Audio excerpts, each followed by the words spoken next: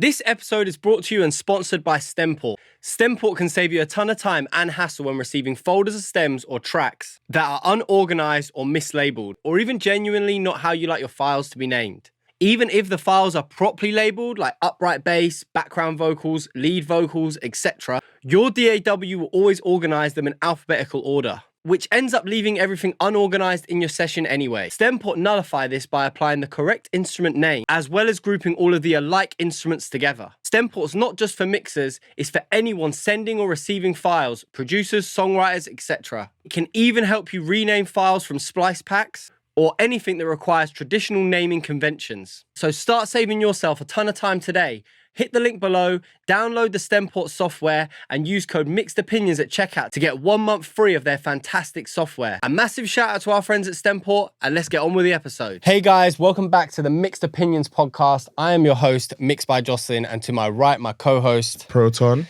And today we have a very special guest, but before we get into that, a big shout out to Audio Movers for giving you guys 1 month free of their plugin, Listen To.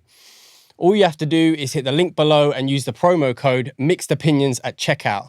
Thanks for those guys.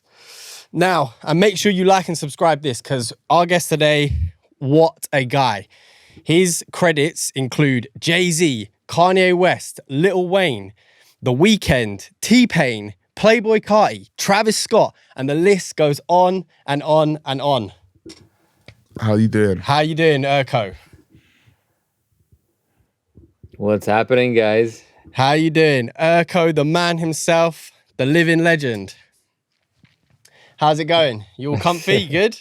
I don't know about all that, but yeah, man, Definitely, everything is great. Just another day in paradise. Brilliant, brilliant. I see you're sitting in your nice studio there, looking very well lit. Yeah, it's looking What a good. Welcome to Studio Beat 3. Studio Los Beat Angeles, 3. California. What a masterpiece. I've seen photos on your Instagram. It looks beautiful. I'm very, very jealous. So just to get... yeah, man. It looks incredible and it sounds even better than it looks. Oh, I bet. I'm sure Yeah, it does. I'd love to hear that room, I'm to sure be it fair. I'd does. love to hear that room. So to get started, for those that don't know your story and how you got into the industry, I'd love it if you'd tell everyone a little bit about how you got started and your journey to where you are now. Sure. My name is IRKO. I'm the music industry most beloved bow tie wearing mixing engineer. I was born and raised in Venice, Italy. And music literally took me around the world. And I've been very fortunate to work with a lot of very big artists and a lot of small artists, all of them amazing artists. And I get to practice my craft and do what I love the most, which is mixing records every day here in the studio. And, I've grown a little bit of trusted community of producers, musicians, writers, and artists that trust me with their mixes, and so that's what I do every day. Amazing. So, coming from Italy, how did you get over to the States? Like, when did you get over to the States, and sort of like, who was you like hanging out with, and like, what was the first sort of like music you were working on over in the States? Man, that was a long swim. No, I'm just kidding. It was 2006 when I moved to New York. And what happened was over the 10 years prior to that trip, I had built a huge network of producers and artists that I was working with online. At the time, I was still in Italy, obviously. So my plan of expansion into the States was facilitated by MySpace. So MySpace at the time was like a little bit of a music hub kind of thing. It's a little bit of a social media platform that doesn't really exist today, because I it was remember MySpace. highly focused on music, Yeah. So it was a little bit different. But that's when I started making the first connections and doing collaborations with people in New York, more or less. And yeah, that's kind of how it started. And one thing led to the other, and it's the snowball effect of doing great work, which eventually brings more work, which eventually brings more work, which eventually brings Yeah, more work. It's of like that, course. right? It keeps going. And if you Definitely. multiply that over almost 3 decades now, What it's was it was all set in motion with the very beginning little thingy. Yeah, of course. How did it feel to sort of like, it must have been a very daunting feeling to, grab your bag, head all the way to the other side of the world. Like, what was that feeling like to go to land in America and say, right, make or break, I'm going to make this happen? Yeah, it was like in the cartoons where they like put the black hole on the ground and then somebody just walks through it and it's like, yeah. It was kind of like that. It was like a jump in the dark, right? Right. Of saying, you know what, let's just go. And by the way, that's something that only a 20-something would do, right? 20 years old would do. Yeah, it's 'Cause true. it takes a lot of balls, a lot of non-experience in life, Yeah, it's a huge risk. and it's that I'm gonna take over the world mentality that you have when you're 20 something, and let's just do it. What will be how difficult would it be? How complicated can this be, right? Let's just do it. Well, it turned That's out to be very amazing. difficult. It was very, very complicated, but I'm very, very, very glad that I did that. And it's been now 20 years, and best decision of my life for sure. Yeah, it's definitely worked out for you, 100%. 100%. So just coming off of that a little bit, I wanted to talk to you about Donda and sort of like how that project came to sort of like be in your lap. How did you end up working on that project? So through the 2 years and a half or so that the album was being produced, recorded, created, written, all of that, um, the team several times reached out to me about being involved in the actual production of it. But maybe if this was 10 years ago or 15 years ago, maybe I would have taken that invitation. But I kept telling them, hey, call me when it's time to mix. I only mix nowadays. I don't record. I don't Yeah. tune vocals. I don't even really fly around to do records that much, because I have the perfect spot here to do everything Yeah, I of do. course. So 2 years and a half or so of creating the music, and then at the very end, it was like like a very elaborate play on a basketball court, and then at the very end, it's like there's that guy that comes in and does the The final ball dunk. in. Yeah. That was me, because yeah. So the I put a lot of efforts, obviously, but it was in the grand scheme of things, my 6 weeks that I put into mixing that album was nothing compared to the 2 years plus of making the thing. So many producers, so many musicians, and writers and artists and talent have been involved up until that point. So I was the one that collected all that information, all of those lyrics, the flows, the 808s, the kick drums, the claps, the organs, the this and then that. Yeah. And I funneled into something that on a Sunday morning got released to the world, and literally before afternoon, it was already gold. Wow, Yeah, that's that is crazy. insane. That's crazy. That's a real insane moment. Yeah, out within hours. I mean, I also wanted to add on to that with that project. With it being however many tracks long, how many tracks is Donda?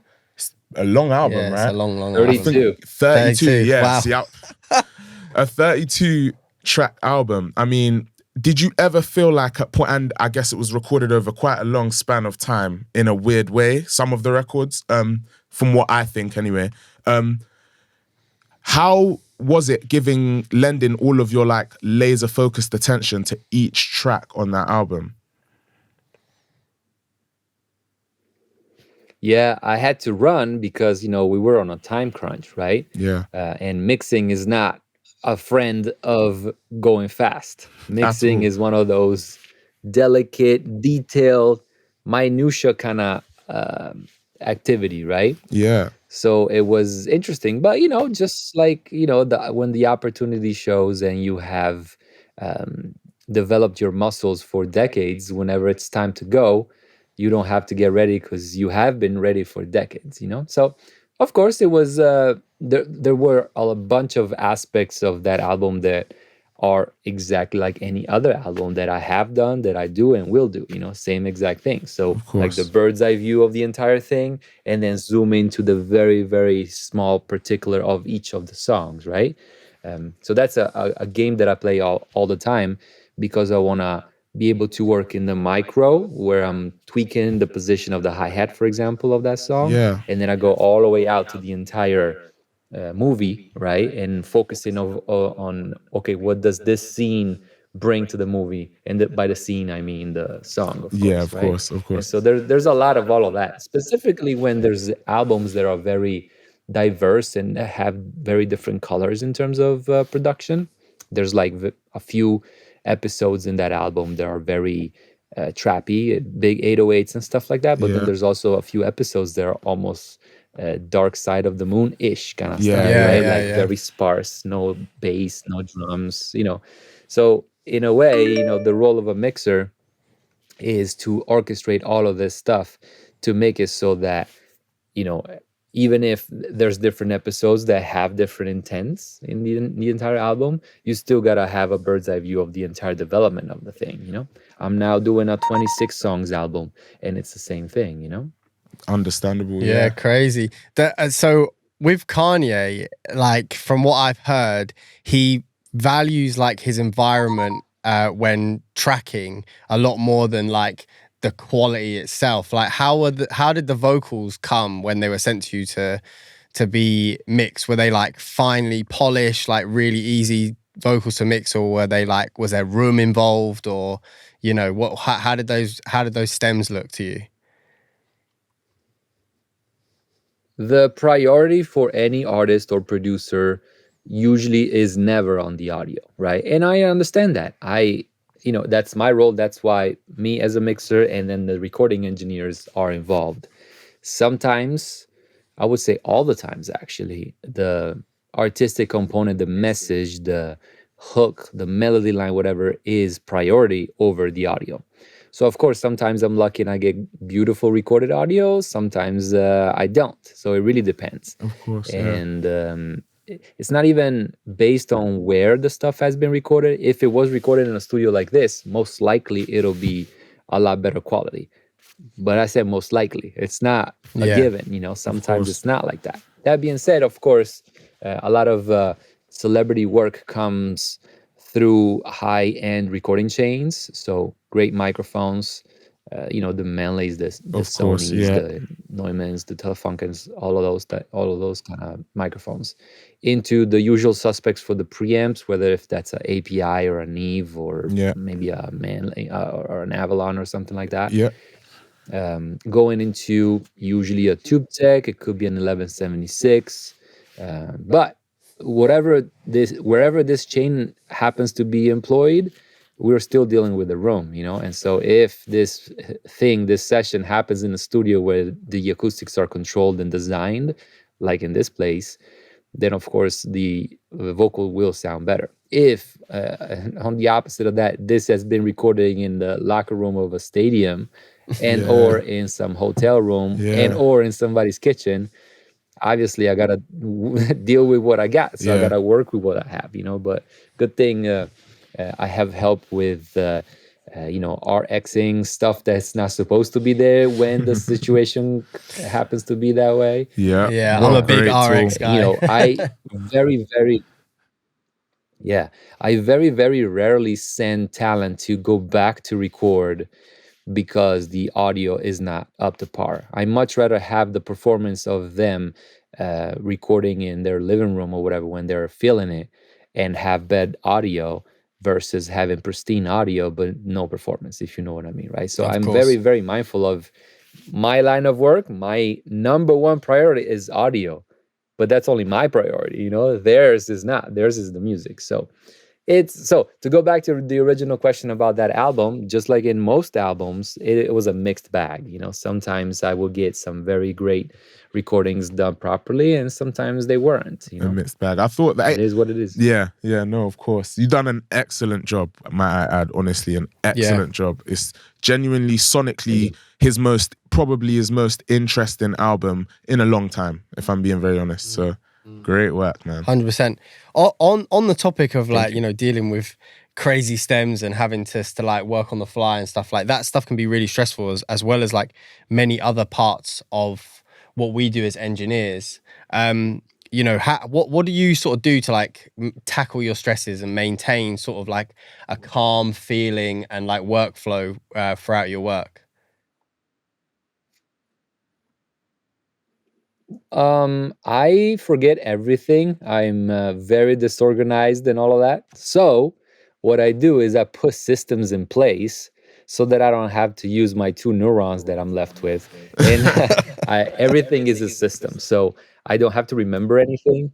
I don't have to keep in mind this or that. I write everything. I have systems, and that's like my fortress of data, if you know what I mean. Nice. Because if it's left for me, I mixed well over 200 records every year, so it's a lot of stuff, and it's always ongoing. So right now I have, I don't know, maybe 10 mixes open and 10 more queued up. But the 10 mixes that are open, I have feedback and tweaks coming in from all directions all the time. Yeah. So if I don't have a system, ain't no way I can remember the 3rd tweak that the guitar player sent in for the 2nd mix of that album from last Wednesday. Oh, ain't no way, goodness. right? It's true, right? Yeah. So I have systems in place. And that way I don't have to stress. I don't have to worry about things. And I don't have to try to remember, because that's not going to happen. Do you employ assistants to help you with the process? Yes, I have a team. Yes, I have 2 guys that are handling all the inbound work, basically handling the replies and the management of initial contact with the clients on the website. So I have 2 guys in 2 different time zones. So with them 2 plus me, sometimes we cover like about half of the time zones. So we're pretty much covered on that. Very efficient. Then I have a chief house engineer that works here at the studio. Steph does all of my recording sessions, all of his recording sessions, and all the prep work, anything that I might need, like the RX we were talking about earlier, or say tuning or whatever the case, he's there. On top of all the work that he does. And then of course I have several engineers that work between this is the big studio, there's a smaller studio behind there, so there's always movement and flow of things. And then there's the business side of things, accountants and payroll people and all that stuff. Of course. But that being said, I want to make it very clear, every mix that I do, it's me. There's no hidden guys that are doing the ghost mixing for me or whatever. I don't do that. If there's anything of that sort going on, the client will know about it, and there's usually a reason for that. So brilliant. I was going to I'm ask very actually transparent with my stuff. Is Studio Beats 3 like a multiple of rooms, or is it just a one room? Yeah, there's 2 studios, each with its own booth, plus a live room that's shared in the middle, which is also, it doubles up as a lounge. And so that's the room that we might use if we want to do like a big band or drums or stuff that's bigger that wouldn't really fit in the booths. But yeah, 2 studios, plus we have 2 other production rooms in the building, but those are like just in the living quarters. Amazing. One of the other questions that I wanted was, going back a few years now, and it's a project very close to mine and Pro's heart. It came out when we were in college, and we went mad about it. Me and Pro went to college together, studied engineering together, so we've known each other a long time. But it was My Dark Twisted Fantasy, and from your credits, I saw you worked on all of the lights. Is that right?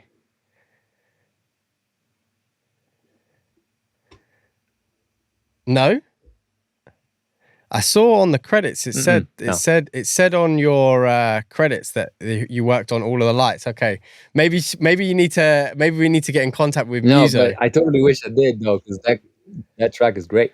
on Muso, it says that you were one of 5 engineers. That's on, ridiculous. On all of the lights. I mean, there's always misinformation in the music industry when you really think about it. Like when you hear about it more in production. So I can see where somewhere in translation. Even with the mixers and the recording engineers. Yeah, I had something actually pretty credits similar. are always messed up, man. Well, apologies about that, because it's nothing new. Yeah, I thought I saw you as like one of 5, and that was the question I was going to ask. I was like, oh, what is it like to work with like 5 engineers on one project? It must have been chaotic. Have you done anything of that sort in the past? Collaborated on mixes, probably in earlier years? No, but most likely the engineers are recording guys that have recorded that part, of course, or that artist. Yeah. Or maybe the tuning, it makes sense that there's multiple engineers. Yes. Yeah. Mixers, it's a little bit of a gray area, Yeah. No, who of course. did the freaking mix, you know what I mean? But of course. It could be mastering too. Who knows? Yeah, I understand. I mean, I'm a session engineer myself, and there's times where you're not sort of awarded a credit, especially when there's situations where you send wet and dry stems across to clients. There's almost no organization, and I'm sure in the past that me and Jocelyn as well have experienced sort of our mixes or elements of our mixes be put forward for commercial release, which is a whole different situation in itself. But I wanted to ask, in regards to commercial release, the loudness war. I feel like every commercial release by the year, I feel like they're all getting sort of louder and louder. How do you approach mixing with that in consideration sort of before the final stages of mastering and adding onto it? Do you approach it any differently at all? Well, we want our song to be as loud as possible. The louder, the better, always. But there's also a sweet spot, like after which, if you push just half dB more, you start to get diminishing returns. So yes, you get it louder, but then you start to lose in the low end or the punch, and the transients are completely gone. So it's that fine line that or at least the way I approach it is that I want to get to the loudest point, after which if I push it just even a little bit more, it gets destroyed. So the louder is always better, man. Of course. I also wanted to ask, I saw on your channel that you'd gone to API's assembly factory some years ago. I thought that was pretty cool from what I did see. And as someone that doesn't, as you said, doesn't track and isn't much of a recording engineer anymore as such, from your earlier days, is there like one piece of hardware that you would sort of, if you could make this perfect custom hardware in your head, is there any sort of elements, or let's say it's a channel strip, is there elements that you'd love to have, mix and match and combine for something that would have been sort of your perfect tool at the time? Yeah, speaking of API, definitely a lot of their preamps don't have the high pass, right? So for any vocal recording, a little movement on the floor or something, or, that bass comes through quick. Yeah. So I would have loved if they had that kind of stuff. Yeah. For Neve, as opposed to API, a lot of their EQs have steps, indented knobs, right? So they're stepped. I would have loved for those to be continuous, so that you can actually dial in the exact frequency that you want to mess with. And then again, they designed it that way for a reason. So I'm just really nitpicking here and like trying to, change something that's not supposed to be that way. You know what I mean? It's kind of like saying, well, I bought this Ferrari. It's incredibly fast, but it's a little hard on the bumps. Well, it needs to be hard on the bumps if you want to go fast. Of course. You're right. Of course. Are you at all in the Atmos space yet? Are you doing any sort of like Dolby Atmos mixes, or are you have you not got involved in that? Yeah. Studio 2 is set up for immersive audio. Yep. Amazing. So are you doing like all the mixes that come through from the labels and stuff? Are you doing a version of that in Atmos as well? Some, not all. Oh, okay. Just cool. some. What's your sort of like take on Spatial audio. on spatial audio and that sort of like technology that's coming into the industry? The huge advantage that Atmos has is that it does not require a set number of speakers and a placement for these speakers. So that has a huge advantage compared to the 5.1 or 7.1 of the 90s or whatever, right? So I have it even I have a small movie theater and I have it in there for watching my movies. It's fantastic. It's incredible. It works great. There's the above dimension too that the 5.1 didn't have since it was Of only course. around you. So I love the system. For my mixes, the way I like to translate them into that environment is to try to keep it as true as possible to the left and right mix. That being said, of course, we need to move things around if we want to make them more engaging in that space. So what I do is I make executive decisions of what's going to stay in the stereo, so basically in the front, right? And that's usually all the big stuff, the low end, the kicks, the snares, and the lead vocals and things like that. And then I choose what I'm going to move around, whether if that's static or modulating it or moving through automations during the piece or whatever. That depends, of course. But I don't like to go too crazy where I put the kick drum over here and the snare over there. Yeah. I mean, Yeah. we can do anything, and there's always a time and a place for everything. But generally speaking, I like to keep it. Don't go too crazy with this stuff, so that the stereo mix still is somewhat. I guess the DNA of the stereo mix is there. Yeah, it's translatable. Yeah, so your main priority is still sort of like the stereo mix. Do you have any sort of like interest in taking on like a project that is, designed to be mixed in Dolby Atmos rather than like at the front, rather than doing a stereo mix first and then trying to like recreate something out of that stereo mix? Do you have any interest in working on projects like that? That depends on the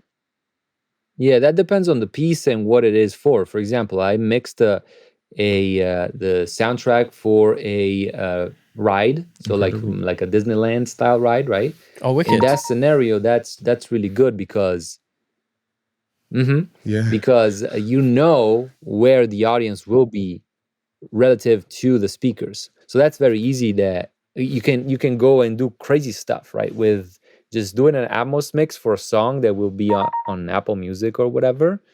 There's always the question mark of we don't know where the audience will be when listening to this. Yeah, in of fact, course. most of the Atmos mixes are not heard in Atmos at all. They're downsized to, or not downsized, but stepped down to a binaural version of that on headphones, most likely, you know.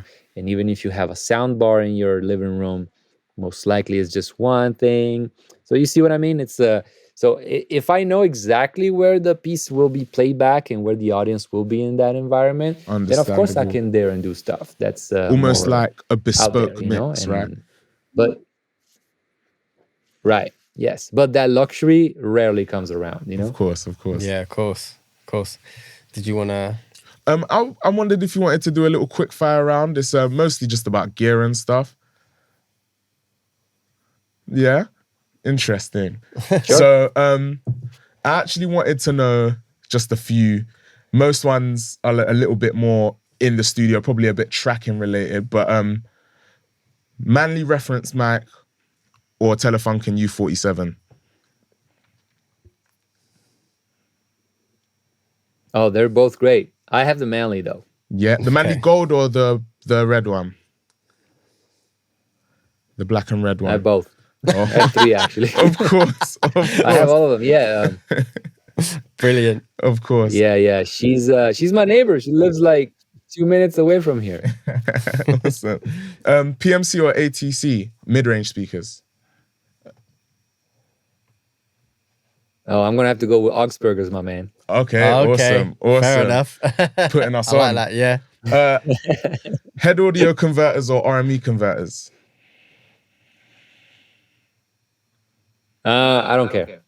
I don't Awesome. care. Awesome.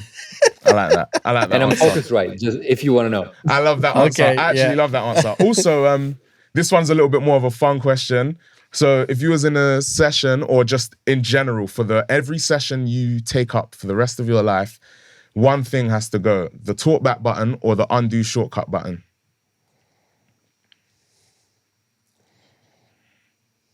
Ah, snap. No, the talkback. I thought so. Fair I thought enough. so. Yeah, Even in yeah. your earlier days. Yeah. Even in the earlier days. Yeah. Awesome. All Because right. I can still, knowing that I can't Command Z, I'll just be mindful and not dare shit. Yeah, that is true. That is true. Also, 1 meter XLR cables for the rest of your life, or never being able to go past 50% on your output for the rest of your life. Volume wise.